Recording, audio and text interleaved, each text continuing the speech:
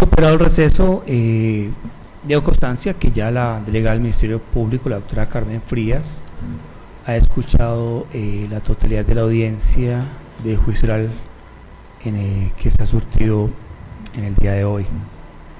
¿Me lo puede confirmar, señora delegada? Su señoría, muchas gracias por su amable atención en cuanto a facilitar a la suscrita la oportunidad de escuchar las alegaciones del señor fiscal. Siendo así, prosigo en la continuidad de la presente diligencia. Bien, así las cosas, señora delegada, le concedo la palabra para si desea hacer sus alegaciones finales. Su señoría, escuchado las argumentaciones expuestas por el señor fiscal y analizado cada uno de los elementos materiales probatorios de las cuales se me dio traslado en el discurrir de este juicio, sea lo primero advertir que se encuentra plenamente identificado e individualizado previamente el particular Giovanni Andrés Muñoz Montoya, persona contra quien se adelanta la presente investigación. Que de igual manera, señor juez, advierto que la Fiscalía ha logrado demostrar más allá de toda duda razonable la responsabilidad de Giovanni Andrés Muñoz en la comisión del delito de tráfico de estupefaciente en su condición de determinador en la modalidad agravada en concurso con el concierto para delinquir, que de igual manera ese concierto para delinquir, de acuerdo a los elementos materiales probatorios, conlleva un interés propio, un interés personal, toda vez que de acuerdo a la función dentro de la organización criminal se advierte que se realizaba un tráfico de estupefaciente, que dicho tráfico de estupefaciente conllevaba a incrementar no solamente el patrimonio económico de la organización, sino además la consecución de armas de fuego para la misma organización, y de igual manera incrementar el pecunio o bien sea el interés personal de quien aquí se acusa. Se recibieron testimonios y declaraciones, entre ellas de Diego Luis Villegas Murcia, de Juan Camilo Ospina y de Henry Lozano, quien de una manera descriptiva describió desde el momento en que se adelantó la presente investigación lo que dio origen para ello. Su descripción no logró ser rebatida dentro de este juicio, no desdibujó la defensa las argumentaciones expuestas por cada uno de los funcionarios que apoyaron al señor fiscal dentro de esta investigación, como resultado del programa metodológico que de ello se llevó, donde se advirtió la incautación de una sustancia estupefaciente, pero que de igual manera, acorde con las interceptaciones, se pudo establecer desde el momento en que se salió con la droga hasta el momento en que se incautó la misma sustancia, y que de igual manera las conversaciones entre Giovanni de Andrés y Omar alias Cuñado conllevaron a determinar eso. Esas conversaciones fueron productos de interceptaciones a los abonos telefónicos de estos particulares, logrando así la Fiscalía General de la Nación demostrar no solo el tráfico de esta sustancia o en su condición de determinador, sino la existencia de la organización criminal o compañía de móvil de Mario Vélez. Vistas las cosas de esta manera, no le queda a esta representante del Ministerio Público que manifestarle a usted que comulgo con la pretensión del señor fiscal de que se profiera un fallo condenatorio al cumplirse los requisitos estipulados en el artículo 381 de la norma procedimental. Muchas gracias. Muy bien, señora delegada. Señor defensor, le concedo el uso de la palabra para sus alegaciones finales. Gracias, su señoría. Su señoría, hace tiempo cuando se me consultó acerca de este proceso, me llamó mucho la atención la manera como fue presentada toda esta acusación. E inmediatamente vino a mi memoria el escrito del honorable admirado doctor Andrés Nanclares, juez y magistrado de la República, acerca del conocimiento más allá de toda duda y el convencimiento más allá de toda duda razonable, cuando tocaba el tema de los paralogismos, o sea, el razonamiento incorrecto, y de los sofismas que puede presentar un caso en particular, y que un juez debe saber identificar.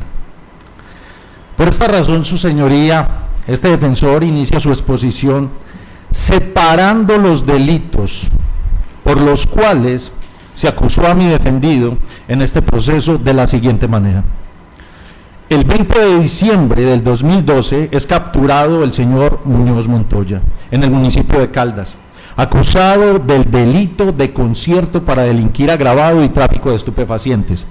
Dos delitos, uno consagrado en el artículo 340, inciso segundo, y el otro en el artículo 376 del Código Penal. Este primer delito obedece a una investigación que adelantaba la Fiscalía del Frente Mario Vélez de las FARC, dedicado a la comercialización de armas y estupefacientes, según los investigadores. En dicha investigación existen interceptaciones de un número considerable de abonados telefónicos, y es aquí donde son detenidos Roberto Mosquera Palomeques, Yolanda de las Misericordias Restrepo y Augusto Baloyes, en compañía del señor Giovanni Andrés Muñoz Montoya, todos capturados el 20 de diciembre del 2012. La explicación del segundo delito está en que 5 meses antes de la captura del señor Giovanni Andrés Muñoz, más específicamente el 25 de julio del 2012, donde un vehículo de servicio público tipo taxi, placas STU 647, marca Hyundai, que conducía el señor Ovidio Jesús Jaramillo Bedoya, se encontraron 41.625 gramos de base de coca. Esto se produce debido a una visita presidencial en la zona del Poblado, razón por la cual se dispuso de un operativo de seguridad, y en dicho operativo el ejército, ayudado de perros entrenados, observan el taxi y, situado en el edificio California del Poblado, indagan por su propietario, llegan al señor Ovidio Jesús Jaramillo, quien luego de ser interrogado por el vehículo accede a su registro voluntariamente, y allí se encuentra la droga. El señor Ovidio es procesado y condenado por este hecho, y el señor Muñoz Montoya, 5 meses después, le es imputado el delito de tráfico de estupefacientes como determinador en la modalidad de transportar. Entonces, fíjese su señoría, estamos hablando de una misma investigación, al parecer estamos hablando de una misma investigación que se origina desde el mes de abril del 2012 y termina con la captura el 20 de diciembre del mismo año, y que presenta una conexión en los abonados telefónicos interceptados que presuntamente son de mi defendido. Pero si entramos en un análisis pormenorizado, encontramos el sofisma de su conexión, y se vislumbra de la siguiente manera, su señoría. Al señor Muñoz Montoya le interceptaron 3 abonados telefónicos, presuntamente de su propiedad, el 321-734-0840, el 320-689-3804 y el 314-731-7319. Y se desprende de lo anterior de los informes que fueron aducidos al proceso por la Fiscalía en su momento. Miremos entonces qué se desprende del primer abonado telefónico presuntamente de mi defendido, el 321-734-0840, interceptado desde el 11 de abril del 2012.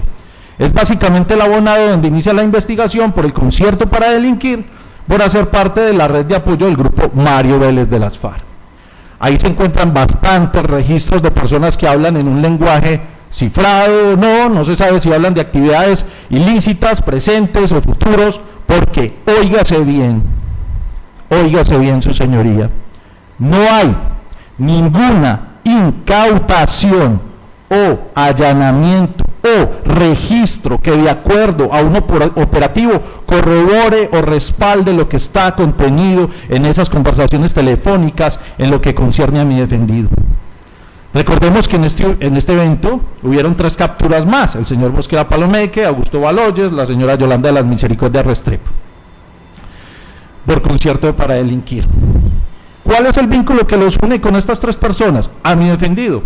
No hay una sola interceptación de mi defendido con estas personas.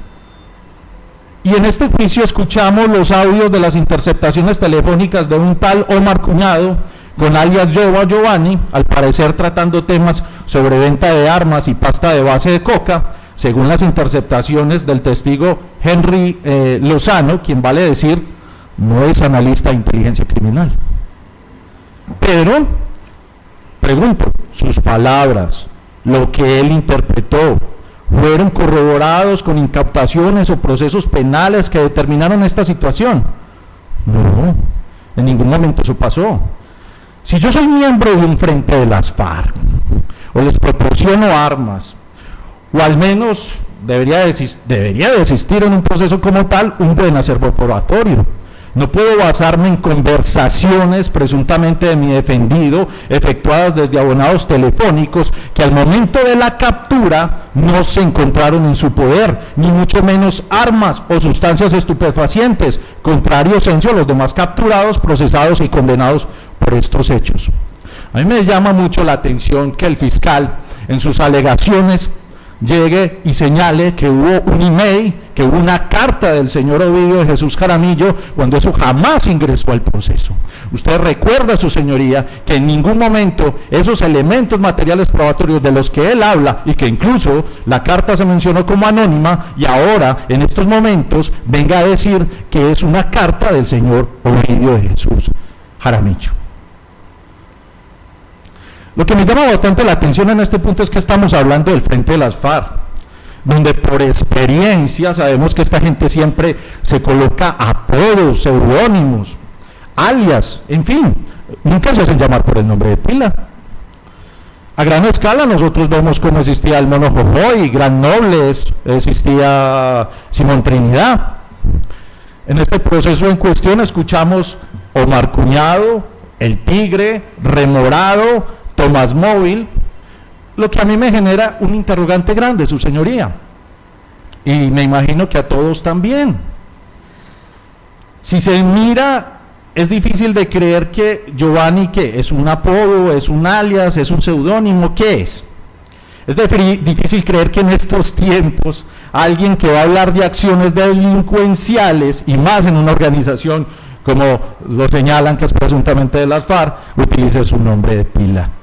El otro aspecto podría propio de resaltar fue la parte testimonial en cabeza del coronel del ejército Diego Luis Villegas Muñoz, el teniente Anderson Joao Poveda Castro y el cabo primero William Ramírez Duarte. Ninguno de estos testigos presentados por la Fiscalía señalaron acá a mi defendido como miembro activo del Frente Mario Vélez de las FARC, o indicaron que hacía parte de una red de apoyo para estos frentes, o conocer de alguna actividad ilícita en la cual él haya participado, o que esté en algún organigrama propio de la inteligencia del Ejército Nacional. Estos testigos pudieron servir para un reconocimiento fotográfico, para un reconocimiento en fila, ya que sus conocimientos y las labores de la inteligencia en el Ejército permitían saber quién es o quién no es miembro o colaborador de la guerrilla. Tampoco entiende este defensor si estas interceptaciones se venían realizando de tiempo atrás, porque nunca hubo un procedimiento que arrojara capturas en flagrancia o incautaciones de droga o armas. Porque no busco ¿Por qué no busco el señalamiento de Bienvenido como miembro de las FARC, del Frente Mario Vélez de las FARC o de la red de apoyo, si ahí estaban los demás capturados por el concierto para delinquir? ¿Por qué la Fiscalía no se tomó la molestia de preguntarles a ellos, como sí me tocó hacer a mí en la vista pública, preguntarle al señor Roberto Mosquera Palomeque, que confesó que era del 57 Frente de las FARC, que mi defendido no tiene ninguna relación con la guerrilla? Jamás se solicitó el testimonio de esas personas. Y otra pregunta que surge: usted, su señoría, ha determinado y ha visto con claridad que la Fiscalía aportara una prueba concreta de que el abonado telefónico, el 321-734-0840, fuese de propiedad de mi defendido. No, aquí no se dio eso. Creo que bien pudieron hacer labores de investigación con la empresa telefónica, saber el nombre, a quién estaban registrados esos números en particular, o el equipo, es decir, una búsqueda selectiva en base de datos, algo, pero no se hizo. El investigador Henry Lozano, gerente de esta investigación, señala en el contrainterrogatorio de la defensa que no recordaba si se había hecho. Ahora, ¿no cree usted, su señoría, que si lo hubieran hecho, que si hubieran sabido de quién pertenecía a esos abonados telefónicos y viera el nombre de mi defendido, no lo iban a sacar a relucir en estas audiencias públicas? Ese sería el caballito de batalla, contundente para demostrar que él era propietario de esas líneas interceptadas. Jamás, fíjese bien, jamás a lo largo de esta investigación aparecieron esas diligencias. Qué extraño, qué extraño. O si se hizo, sí se hicieron, pero los resultados eran favorables para mi defendido, lo que me remitiría al artículo 142, numeral segundo, de deberes de la Fiscalía. En fin, eso nunca lo vamos a saber, pero no existe relación alguna de esos abonados telefónicos con mi defendido. Recordemos, su señoría, como le dije desde el principio, una cosa es el conocimiento para condenar, como lo señaló el fiscal en su momento, artículo 381, y otra cosa es el 382, que eso es lo que hace diferencia, el convencimiento.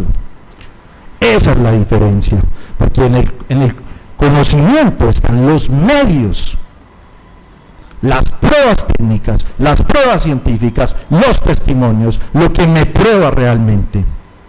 Su señoría, imputar un delito de concierto para delinquir cuando los requisitos claramente no se cumplen. Eso es no sino mirar la sentencia de la Corte Suprema de Justicia del 18 de enero del 2001, magistrado ponente Jorge Aníbal Gómez Gallego, en donde está el acuerdo previo para cometer delitos en plural, que si ni siquiera se conocen. Ni siquiera la Fiscalía se tomó la molestia de buscar el vínculo de un conocimiento previo con Roberto Mosquera Palomeque, Yolanda de las Misericordias Restrepo o Augusto Baloyes. No, eso nunca lo hicieron.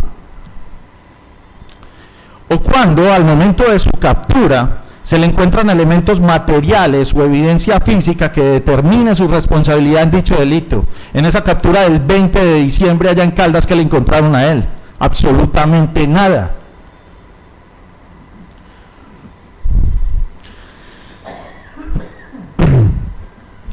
Cuando la prueba testimonial traída a juicio por la Fiscalía determina la responsabilidad en un delito como el concierto para delinquir agravado, aquí no se vio. Eso quedó sin piso jurídico.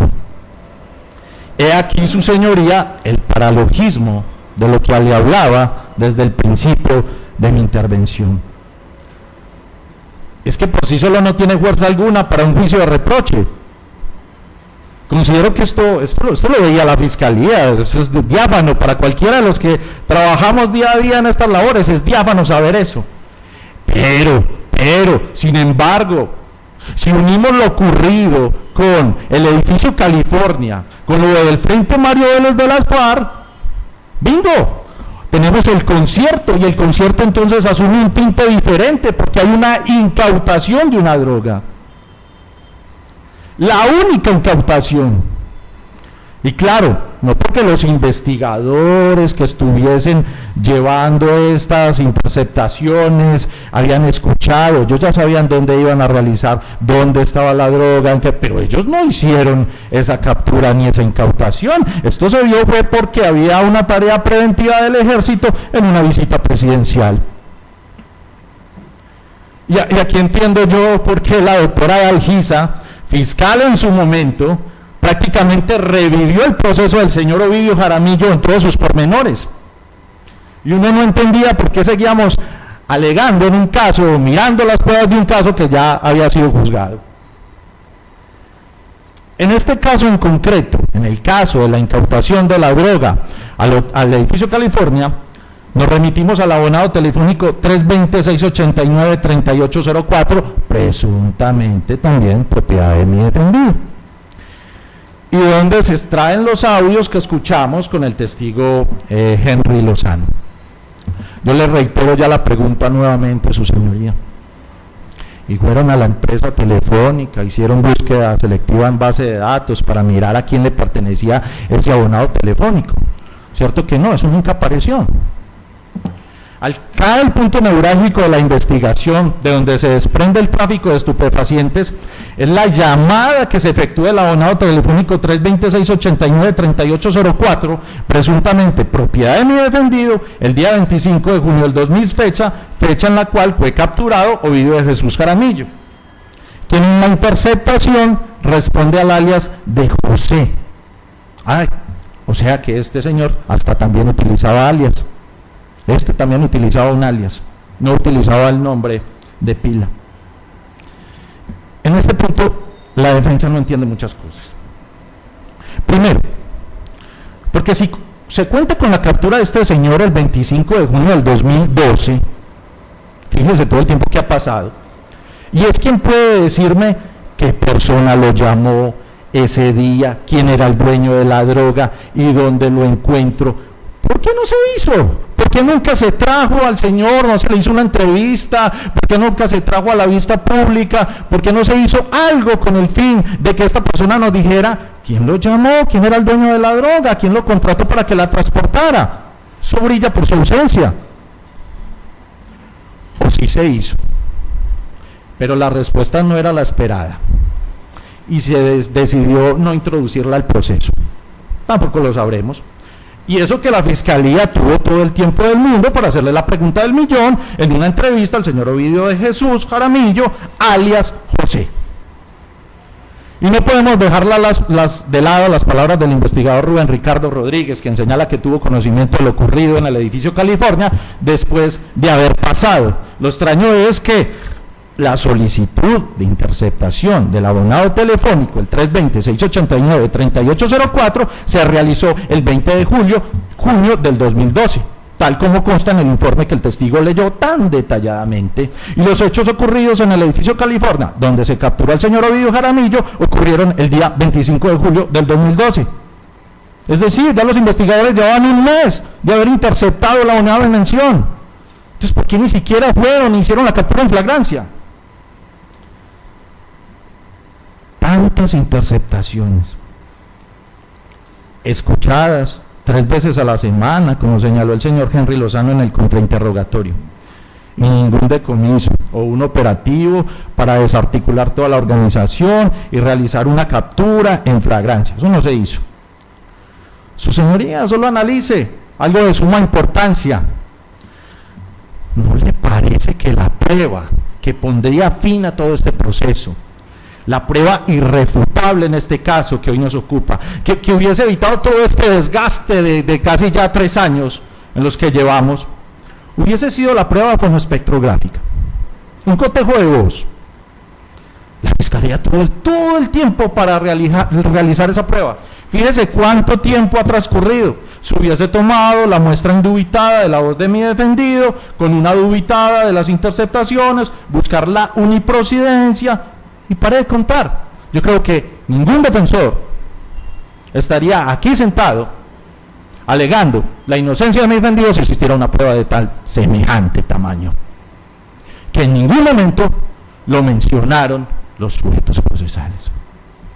Vuelvo y le digo, su señoría, conocimiento para condenar, no convencimiento. ¿Por qué no lo hicieron si todos los investigadores que pasaron por este juicio tienen tanta experiencia? ¿Por qué no se hizo el cotejo de voz? Tantas interceptaciones, porque fueron muchas, y no se hace un cotejo de voz. Eso es extrañísimo, pues. Incluso si hubiera eliminado la duda siempre latente de si estamos ante un solo Giovanni, existen varios, o jamás hubo un Giovanni, pues como quedó demostrado por parte de la defensa en el contrainterrogatorio del policía judicial, quien llevó a cabo las interceptaciones telefónicas, Diego Fernando Narváez, que dicho apodo o alias está en las transliteraciones, a pesar de que en los audios nunca se escucha.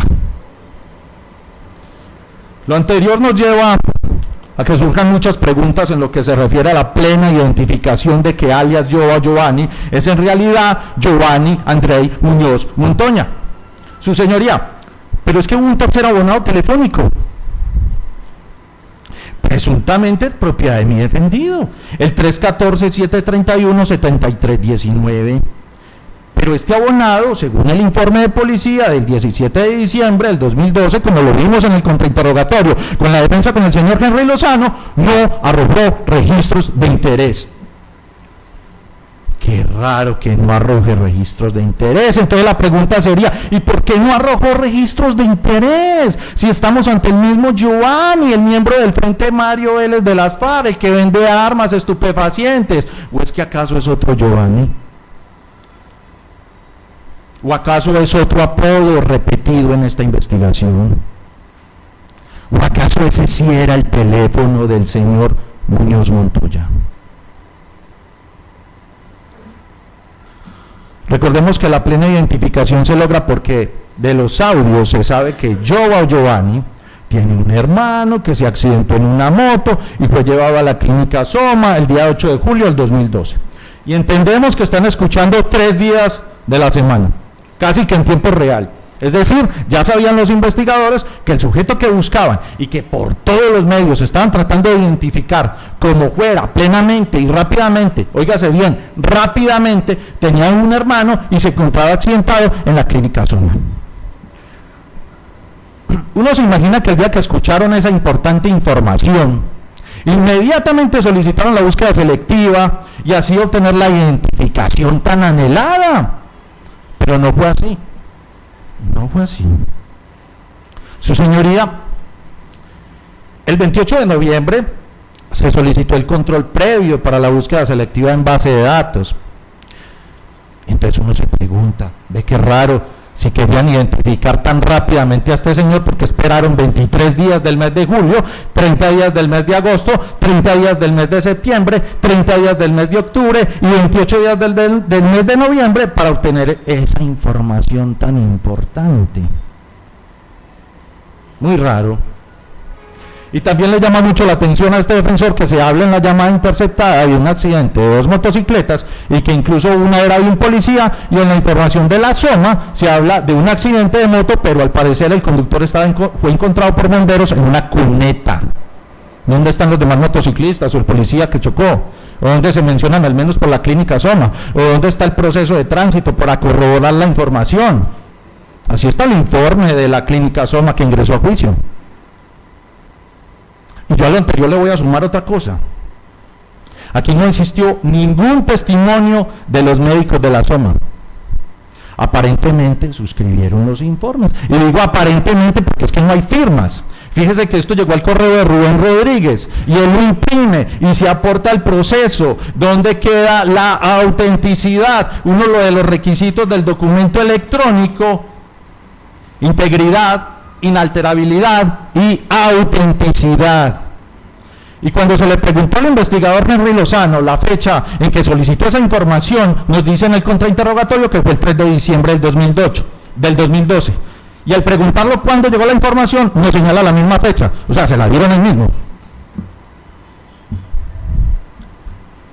Y recuerda usted, su señoría, la fecha de la captura de Ovidio Jaramillo en el edificio California. Eso fue el 25 de julio, es decir, 17 días antes ya tenían lo del accidente de John, que dio a la presunta individualización de mi defendido. Pues, ¿qué pasó ahí, hombre? Hubieran podido individualizar y luego capturar en flagrancia alias Giovanni, no lo tenían pues ya identificado, porque no lo hicieron. Es más, no participaron del operativo que dio la captura de Ovidio Jaramillo alias José.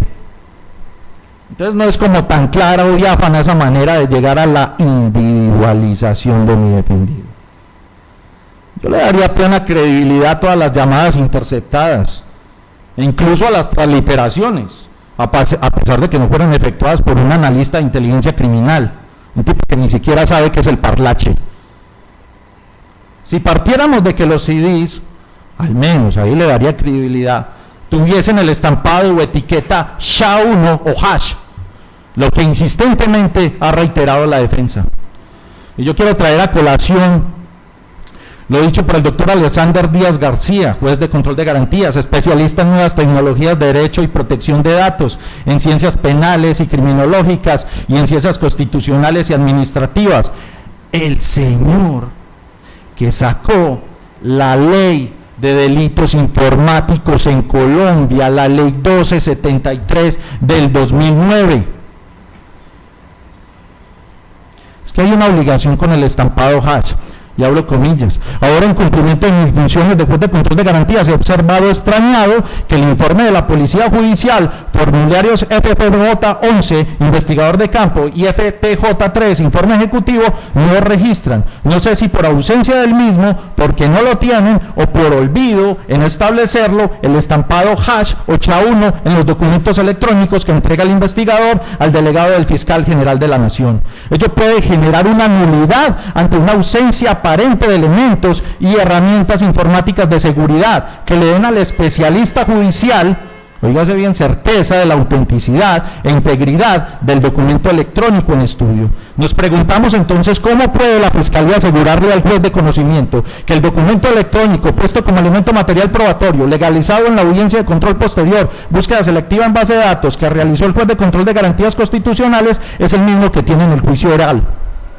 Valdría la pena que este investigador realice los cambios, observe protocolos internacionales de informática forense, académicos y procesales pertinentes sobre el tema para evitar sorpresas. En un CIDE se nos registra que el imputado se le ha encontrado que desde su teléfono ha realizado 20 llamadas a la víctima, pero como la Fiscalía no sabe o no realiza el estampado hash o SHA-1, pues no lo relaciona en su discurso en la audiencia de legalización, este mismo documento en manos oscuras puede modificar su contenido y reemplazar el número de llamadas, o por qué no eliminarlas todas, quedando exonerando de responsabilidad. Por lo pronto, indiciariamente, porque no podemos olvidar que él es titular de una línea, no es presupuesto para pensar que es de uso exclusivo del mismo. Mutatis mutandi, el estampado hash o SHA-1 nos garantizará la autenticidad del documento. Es por eso que cuando yo compro esos CDs por ahí que tienen esas sentencias, me sale solo escritura porque no se deja modificar. Es que ahí está el hash y el SHA-1. Y entonces, cuando le preguntamos a ellos, sobre todo a Henry Lozano, gerente de la investigación, que si puso el estampado, dice que no.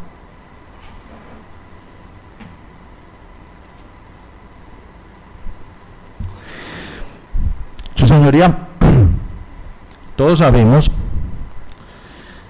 que es el Estado, por medio de la Fiscalía, quien tiene la carga de la prueba. Y en este momento yo traigo a colación el artículo 7 del Código de Procedimiento Penal, inciso segundo, norma rectora y con prevalencia sobre las demás normas. Abro comillas, en consecuencia corresponderá al órgano de persecución penal la carga de la prueba acerca de la responsabilidad penal. La duda que se presente se resolverá en favor del procesado, cierro comillas. En este orden de ideas, era apremiante para la Fiscalía probar que la voz de las interceptaciones era la misma de mi defendido.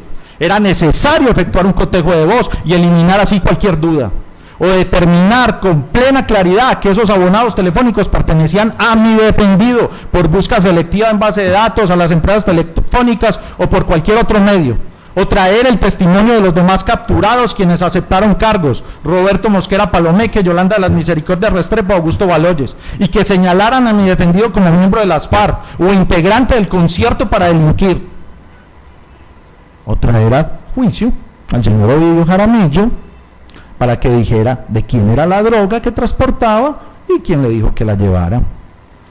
Pero nada de eso se hizo.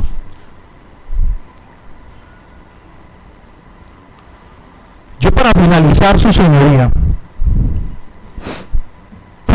quiero en 12 puntos, resumir por qué no puede haber una sentencia condenatoria en el caso que hoy nos ocupa. Primero, número 1, al señor Giovanni Andrei Muñoz Montoya, el día de su captura, no se le decomisaron armas, drogas o algún elemento que determinara la responsabilidad en los delitos que se le acusa.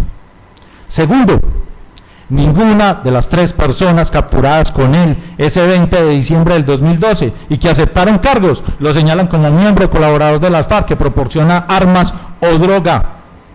Tercero, existe en la investigación muchos registros de interceptaciones telefónicas, pero jamás hubo un cotejo de voz, una prueba dubitada con una indubitada para obtener una improcedencia y así lograr la responsabilidad clara y diáfana. Cuarto, a lo largo del proceso se ha señalado por la defensa que no hubo el algoritmo hash o SHA-1, lo que impide tener la plena autenticidad de las interceptaciones efectuadas.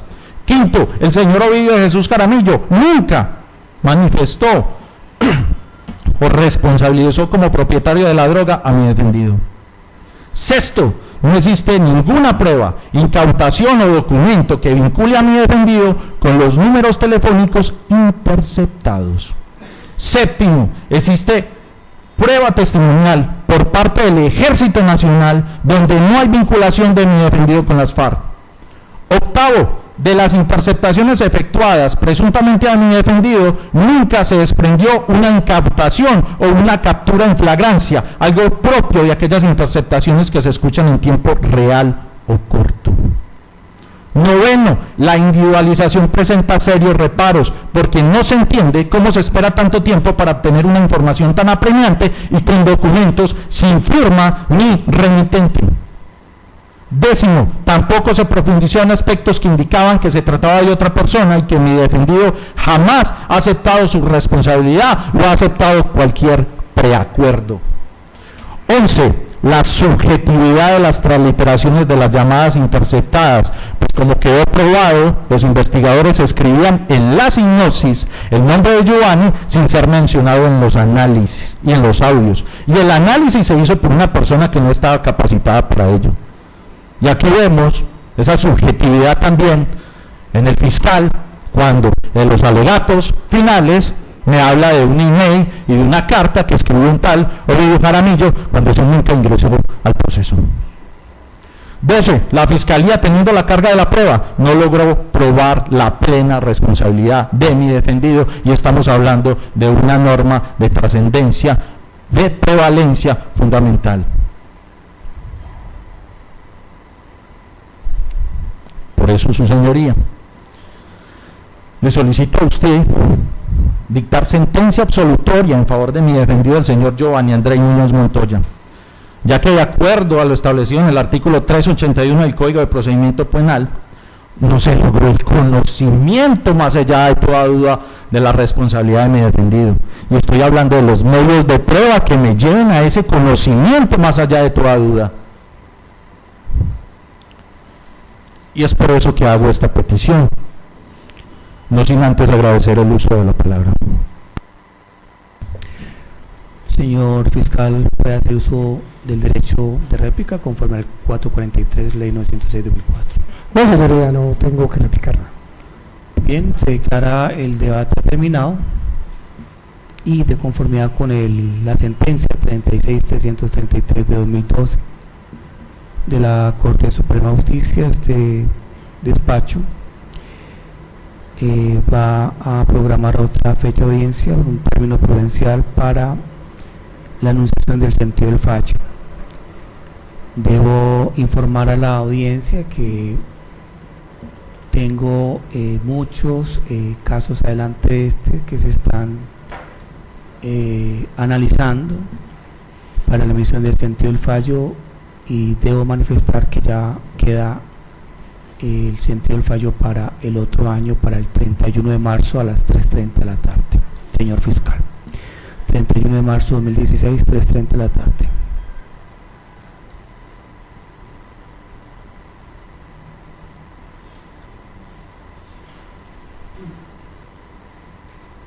¿A qué horas, perdón? 3:30 p.m. ¿Sería imposible una fecha antes de terminar enero? No, es imposible, señor fiscal. La verdad es que tengo alrededor de por ahí unos 5 casos que están adelante de este, igual de delicados. La escucha de los audios no es escuchar y ya, toca tener un análisis muy profundo. No hay más fechas. La delega al Ministerio Público.